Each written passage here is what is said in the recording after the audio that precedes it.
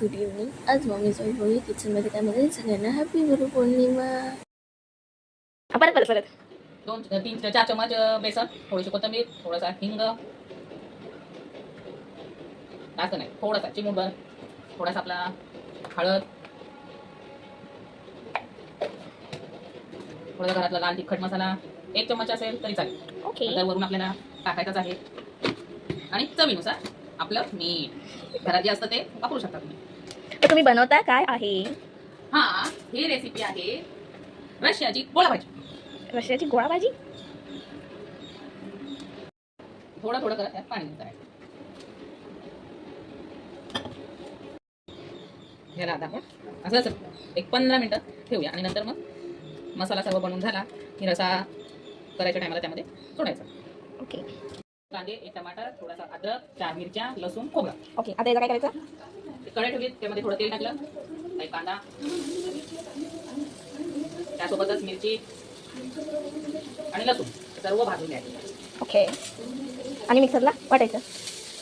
कांदा, मिरची, लसूण भाजत आल्यानंतर मग खोबरं टाकायचं, टमॅटो, अद्रक. त्यात कांदा टाकायचा आणि आता टमाटर टाकायचो.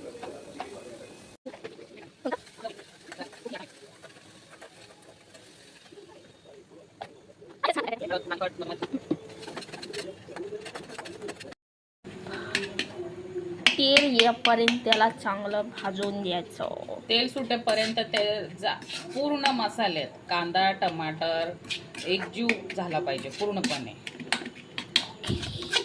वाटलेला मसाला आपण मगाशी सर्व भाजून घेतला, कांदा, खोबरा, लसूण, अद्रक ते सर्व ह्याच्यामध्ये मिक्स ते पूर्णपणे मंद आचेवरती सर्व भाजून घ्यायचं. प्रत्येकाच्या घरामध्ये असतं, कोणी खातं कोणी नाही खातं, जास्त नाही, 2 पीस असले तरी भरपूर असतं. पेस्टीसाठी टाकायचं कोकम, जेवढं आपल्याला पाहिजे तेवढं गरम पाणी. आणि उकळी येईपर्यंत मस्त उकळी आल्यानंतर जे आपण हे बनवलेलं होतं बेसन पिठाचं ते ह्याच्यामध्ये सोडायचं. चांगली उकळी येऊ द्या. हे बघा कमेंट करून सांगा कसं बनणार आहे.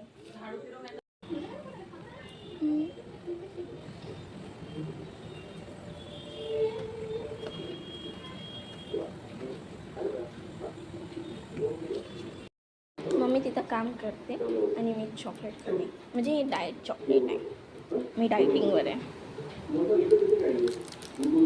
आता झालेलं आहे. आता गाईस मी इथे घेतली आता बाजरीची भाकरी करायला आणि म्हणजे सुंदरपैकी म्हणजे मी भाकरी बनवायला शिकते. म्हणजे तांदळाची भाकरी तर येते पण मी बाजरीची भाकरी जास्त नाही बनवत. मग आमच्या पप्पांना माझ्या हातची कडक भाकरी लागते.